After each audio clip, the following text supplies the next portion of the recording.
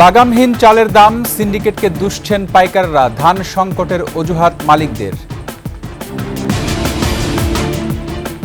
দেশের দীর্ঘতম রেল সেতুর উদ্বোধন, 3.5 মিনিটে অতিক্রম করবে ট্রেন, খুশি যাত্রীরা।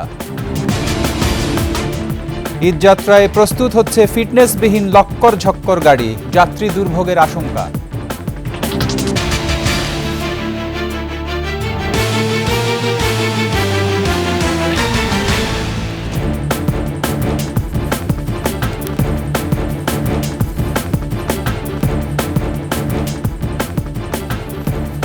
শুনছিলেন সংবাদ শিরোনাম। আমন্ত্রণ 21-এর দেশের সংবাদে, সাথে আছি রক্তিম ত্রিপুরা। দর্শক, 21 টেলিভিশনের সংবাদ একই সাথে সরাসরি দেখতে পাবেন আমাদের ফেসবুক পেজ www.facebook.com/2124 অনলাইনে। এছাড়া সাবস্ক্রাইব করতে পারেন www.youtube.com/@21etv চ্যানেলে। লাগাম টানা যাচ্ছে না চালের বাজারে, দফায় দফায় বাড়ছে দাম। পাইকাররা বলছেন মিল মালিকদের সিন্ডিকেটের কারণে বাজার ঊর্ধ্বমুখী। তবে মালিকদের দাবি, ধান সংকটে বাড়ছে দাম। এদিকে চালবাজিতে দিশেহারা সাধারণ মানুষ। দামের লাগাম টানতে আমদানির উপর জোর দিচ্ছেন অনেকে। প্রতিনিধিদের তথ্যচিত্রে বিস্তারিত ডেস্ক রিপোর্টে। কুষ্টিয়ার খাজানগর দেশের সবচেয়ে বড় চালের মোকাম। গত 2 সপ্তাহে এ মোকামে সরু চাল প্রতি কেজিতে বেড়েছে 4 থেকে 5 টাকা। মার্চের শুরুতে প্রতি কেজি চাল বিক্রি হয়েছে 75 থেকে 76 টাকায়। এখন সেই চাল মিল গেটেই বিক্রি হচ্ছে 80 থেকে 81 টাকায়। সরু চালের পাশাপাশি বেড়েছে মোটা চালের দামও। যারা সাধারণ মানুষ তাদের কিনে খাইতে সমস্যা তো হচ্ছে। পাইকারদের অভিযোগের তীর মিল মালিকদের দিকে। সরবরাহ এখন বর্তমানে মিলিগুলো সরবরাহ কম। তবে মিল মালিকদের দাবি, বাজারে ধানের সরবরাহ কমায় বেড়েছে দাম। 2000 টাকা মন ধান আইনা চাউল বানাইয়া বর্তমানে 3000 টাকা মন করে যায়। হাস্কির মিলও 50% বন্ধ, অটো মিলও 50% ধানের অভাবে। এদিকে চালের বাজার নিয়ন্ত্রণে নজরদারি বাড়ানোর কথা বলছে প্রশাসন। আমাদের মজুদের রিপোর্ট আমাদের ইন্সপেক্টর সাহেবরা নিয়মিত মজুদের তথ্য নিয়ে থাকেন। না, এইভাবে অতিরিক্ত মজুদ এখন আমাদের জানা মতে আমাদের কোনো ইন্সপেক্টরদের তথ্য অনুযায়ী কোনো অতিরিক্ত মজুদ কোনো মিলে। রংপুর সিটি বাজার ও মাহিগঞ্জ মোকামে মোটা চাল কেজিতে 8 টাকা বেড়ে বিক্রি হচ্ছে 50 টাকায়। দেশি স্বর্ণা চাল 4 টাকা বেড়ে 54 টাকায়, মিনিকেট 8 টাকা বেড়ে বিক্রি হচ্ছে 80 টাকায়। চাল কিনতে হিমশিম খাচ্ছেন ক্রেতারা। ধান আছে, এগুলো সিন্ডিকেটের একটা ব্যাপার আছে। চালের অবস্থা দাম বেশি, বাজার বেশি, মানুষের ক্রয় ক্ষমতার বাইরে এসে গেছে এখন বর্তমান। কর্মখড়ি খাই, চালের দাম বেশি, আমাদের জন্য অসুবিধে খুব। দেশের অন্যতম বড় চালের মোকাম নওগাঁয় পাইকারিতে সরু চালের দাম বেড়েছে 3 থেকে 4 টাকা। খুচরায় 4 থেকে 5 টাকা বেড়ে বিক্রি হচ্ছে 80 থেকে 85 টাকায়। তবে স্থিতিশীল রয়েছে মোটা চালের দাম। এদিকে দিনাজপুরের মোকামগুলোতে মিনিকেট চাল কেজিতে 1 টাকা বাড়লেও বাড়েনি মোটা চালের দাম। মোটা চালের বাজার মোটামুটি ঠিকই আছে, চিকন চালের বাজার বেশি। Khurshid Alam, desk report, 21 television. উদ্বোধনের পর পুরো দমে চালু হলো যমুনা রেল সেতু। ডুয়েল গেজের ডাবল ট্র্যাকের সেতুটি দিয়ে 3 থেকে 3.5 মিনিটেই পার হওয়া যাচ্ছে যমুনা। এর মধ্য দিয়ে ঢাকার সাথে উত্তর পশ্চিমাঞ্চলের রেল যোগাযোগের নতুন দিগন্তের সূচনা হলো। সিরাজগঞ্জ প্রতিনিধি স্বপন মির্জার তথ্যচিত্রে ডেস্ক রিপোর্ট। যমুনার পূর্ব পাশে টাঙ্গাইল অংশ থেকে দুপুর 12:15 অতিথিদের নিয়ে যাত্রা শুরু করে উদ্বোধনী ট্রেনটি। এরপর ট্রেনটি 3 মিনিট 17 সেকেন্ডে যমুনা পার হয়ে পশ্চিম পাড়ে সিরাজগঞ্জ অংশে পৌঁছায়। এর আগে সেতুর পূর্ব পাশে ইব্রাহিমাবাদ স্টেশন এলাকায় ফলক উন্মোচন ও বেলুন উড়িয়ে সেতুটির উদ্বোধন করেন রেলপথ মন্ত্রণালয়ের সচিব এম ফাহিমুল ইসলাম। উদ্বোধনের মধ্য দিয়ে উন্মোচিত হল ঢাকার সাথে উত্তর ও পশ্চিমাঞ্চলের যোগাযোগ, বাণিজ্য ও অর্থনীতির নতুন দিগন্ত। এভাবে উত্তরবঙ্গ থেকে ঢাকার সাথে সংযোগ যাতে আরো কম সময়ে যাতায়াত করা যায়, সেটাই আমরা চাচ্ছি। দূরত্ব অনেক কমে গেল যোগাযোগ ব্যবস্থাটা, এতে দেশের নাগরিক, দেশ সকল দিক দিয়েই লাভবান হবে। আমাদের টাঙ্গাইলিতে হওয়াতে এবং আমাদের সিরাজগঞ্জের মধ্যে পড়াতে আমরা সকলে আসলে অনেক বেশি আনন্দিত। ব্যবসা বাণিজ্যের অনেক প্রসার ঘটবে, পণ্য সামগ্রী যে আসবে সেগুলি আসতেও কম খরচ লাগবে।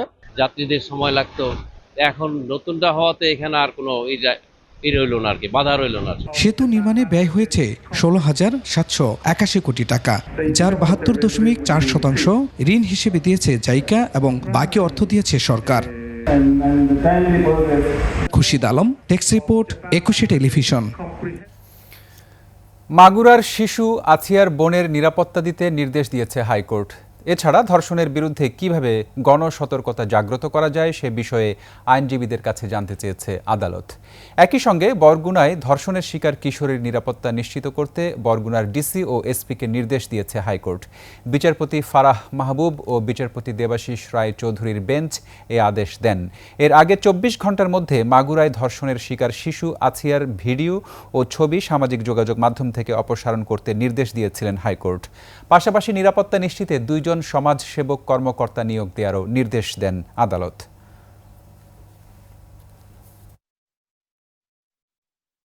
জাহাঙ্গীরনগর বিশ্ববিদ্যালয়ে বৈষম্য বিরোধী ছাত্র আন্দোলনের সময় শিক্ষার্থীদের উপর হামলার ঘটনায় জড়িত 278 জন শিক্ষার্থীকে সাময়িক বহিষ্কার করা হয়েছে।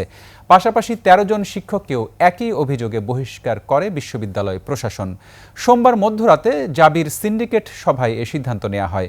সকাল 11টায় উপাচার্য অধ্যাপক কামরুল আহসানের সভাপতিত্বে সিন্ডিকেট সভা শুরু হয়ে চলে দীর্ঘ 14 ঘণ্টা ব্যাপী।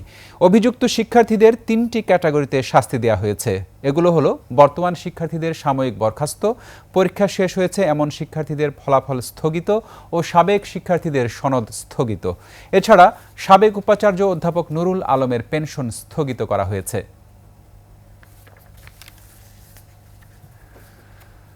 বকেয়া বেতন ও ঈদ বোনাসের দাবিতে গাজীপুরের হোতাপাড়ায় ফুয়াং ফুড কারখানার শ্রমিকেরা ঢাকা ময়মনসিংহ মহাসড়ক প্রায় আধা ঘন্টা অবরোধ করে বিক্ষোভ করেছে। শিল্প পুলিশ জানায় সকালে হোতাপাড়া এলাকায় শ্রমিকেরা 1 মাসের বকেয়া বেতন ও ঈদ বোনাসের দাবিতে কারখানার সামনে অবস্থান নেয়। সকাল 9:30টায় বিক্ষুব্ধ শ্রমিকরা ঢাকা ময়মনসিংহ মহাসড়ক প্রায় আধা ঘন্টা অবরোধ করে রাখে। পরে শিল্প পুলিশ ঘটনাস্থলে এসে শ্রমিকদের বুঝিয়ে পরিস্থিতি নিয়ন্ত্রণে আনে। পরিস্থিতি এখন স্বাভাবিক রয়েছে বলেও জানায় পুলিশ।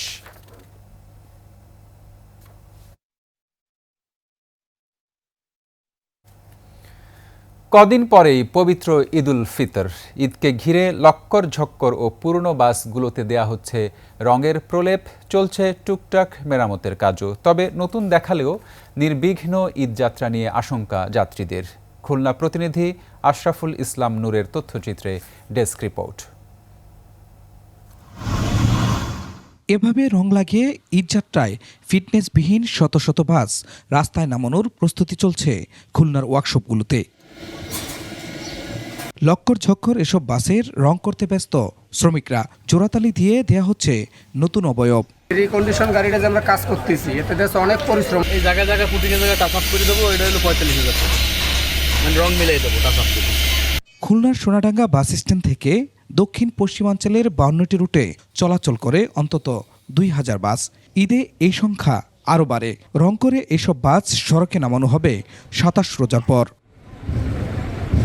পুরনো বাসগুলোকে রং দিয়ে চকচকা করা হলেও ঈদ যাত্রা নিয়ে আশঙ্কা যাত্রীদের। খুব ভয় লাগে যে আসলে যে সেখানে কখন না জানি যে দুর্ঘটনা ঘটে, কখন না জানি দেখে আমাদের প্রাণ চলে যায়। কর্তৃপক্ষ বলছে ফিটনেস ছাড়া বাস সড়কে নামালে নেওয়া হবে ব্যবস্থা।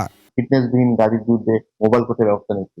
সাথে সাথে আবার এটাও করছি আমরা যে কি বলে যে ড্রাইভার এবং হেল্পাররা যাতে সচেতন হয়, সেজন্য ড্রাইভারদের যে প্রশিক্ষণ কর্মশালা সেখানেও তাদেরকে আমরা উদ্বুদ্ধ করছি যে তারা যেন ফিটনেসবিহীন গাড়ি রাস্তায় চলাচল না করে।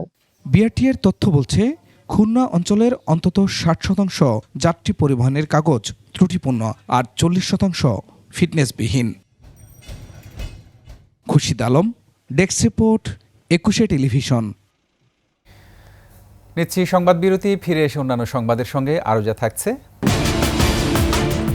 কিশোরগঞ্জে নলকূপে উঠছে না পানি, রোজায় ভোগান্তি চরমে।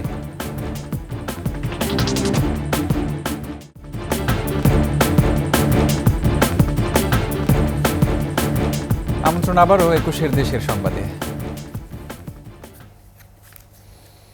ভূগর্ভস্থ পানির স্তর নিচে নেমে যাওয়ায় কিশোরগঞ্জের নলকূপগুলোই পাওয়া যাচ্ছে না পানি। এতে সদর ও করিমগঞ্জ উপজেলায় তীব্র পানির সংকট দেখা দিয়েছে। এই 2 উপজেলা ছাড়াও আর 13 উপজেলাতেই কম বেশি দেখা যাচ্ছে পানির সংকট। রোজায় একটু পানির জন্য ভোগান্তি পৌঁছেছে চরমে। রুমন চক্রবর্তীর তথ্যছবিতে ডেস্ক রিপোর্ট। কিশোরগঞ্জ সদর উপজেলার যশোদল ইউনিয়নের কোনামাটি গ্রামে যে কয়েকটি অগভীর নলকূপ ছিল সবগুলোতেই পানি পাওয়া যাচ্ছে না। আগে চৈত্র মাসেও পানি পাওয়া গেলেও এবার ফাল্গুন মাসের শুরুতেই পানি নেই নলকূপে। রোজার এই সময়ে একটু খাবার পানি জোগাড় করতে হিমশিম অবস্থা তাদের। এবারে ফাল্গুন মাস আমার কলের মানে পানি নাই। 3 মাস হয়েছে কলটা দিছি, আমরা পানি খাইতে পারি নাই। পানি আনতেছি আনিয়া চলতেছি। সদর ও করিমগঞ্জ উপজেলায় বিভিন্ন গ্রামে পানির জন্য হাহাকার। সামর্থ্যবানরা সাবমার্সিবল পাম্প বসিয়ে পানির অভাব দূর করলেও বাদশাদে লোডশেডিং। আমাদের এলাকাটা পানির খুব সংকট। মোটর কল দিছি, তারপরে তো গভীর না, পানি কম আর পানি ময়লা আসে।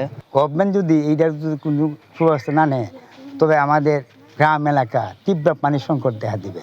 বিশেষজ্ঞরা বলছেন দখল দূষণে নদী খাল বিল ধ্বংস করা ও পানির অপব্যবহার এর অন্যতম কারণ। যেভাবে পানি উঠানো হচ্ছে তাতে ভবিষ্যতে কিন্তু সেই স্তরগুলোতেও পানি না থাকার একটা সম্ভাবনা রয়েছে। তবে ভিন্ন চিত্র দেখা গেছে যশোদলের বীরদামপাড়া গ্রামে।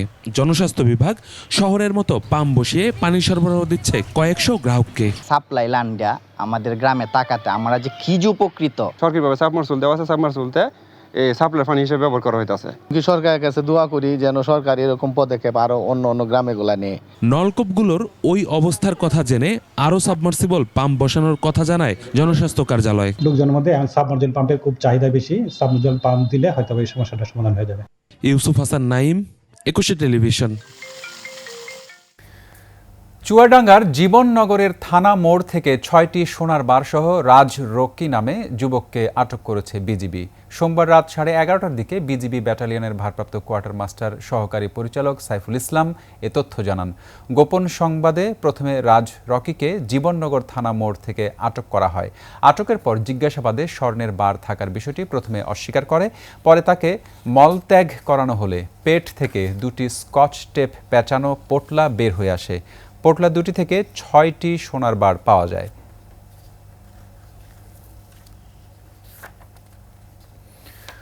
পূর্ববিরোধের জেরে লালমনিরহাটের কালীগঞ্জ উপজেলার হাজরানিয়া বাজারে বেশ কয়েকটি ব্যবসা প্রতিষ্ঠানে হামলার ঘটনা ঘটেছে। আহত হয়েছে 15 জন। এ সময় দুর্বৃত্তরা 17টি দোকান ভাঙচুর ও নগদ টাকাসহ মালামাল লুট করে নিয়ে যায়। পুলিশ ও স্থানীয়রা জানায়, পূর্ববিরোধের জেরে সোমবার রাতে ভোটমারি গ্রামের কয়েকজনের সাথে হাজরানিয়া বাজারের ব্যবসায়ী মশিউর রহমান মিন্টুর বাক বিতণ্ডা হয়। এরই জেরে একদল গ্রামবাসী বাজারের ব্যবসায়ী মোজাম খাঁকে মারধর করে। প্রতিবাদ করতে গেলে তারা লাঠি সোটা নিয়ে বিভিন্ন দোকানে হামলা চালায়। এ সময় বাজারে আতঙ্ক ছড়িয়ে পড়ে। খবর পেয়ে পুলিশ ও সেনাবাহিনী যাওয়ার পর পরিস্থিতি নিয়ন্ত্রণে আসে।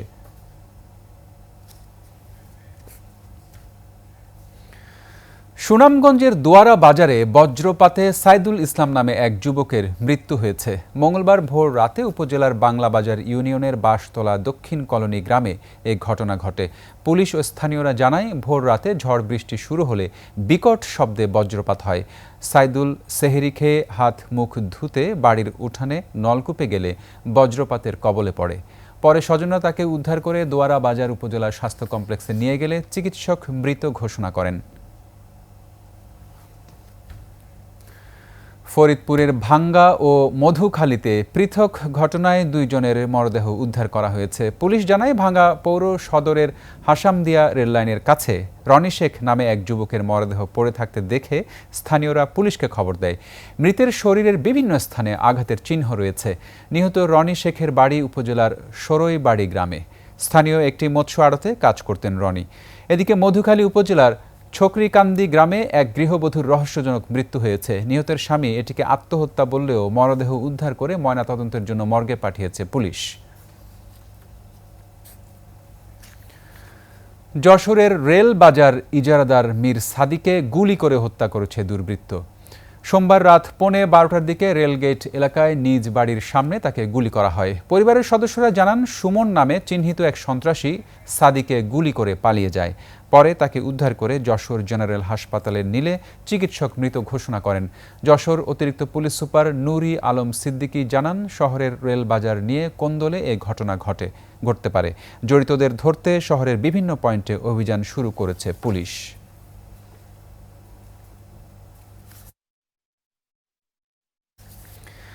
শেষ করছি ২১-এর দেশের সংবাদ। যাবার আগে সংবাদ শিরোনামগুলো আরও একবার। লাগামহীন চালের দাম, সিন্ডিকেটকে দুষছেন পাইকাররা, ধান সংকটের অজুহাত মালিকদের। দেশের দীর্ঘতম রেল সেতুর উদ্বোধন, ৩.৫ মিনিটে অতিক্রম করবে ট্রেন, খুশি যাত্রীরা। ঈদযাত্রায় প্রস্তুত হচ্ছে ফিটনেসবিহীন লক্কর ঝক্কর গাড়ি, যাত্রী দুর্ভোগের আশঙ্কা।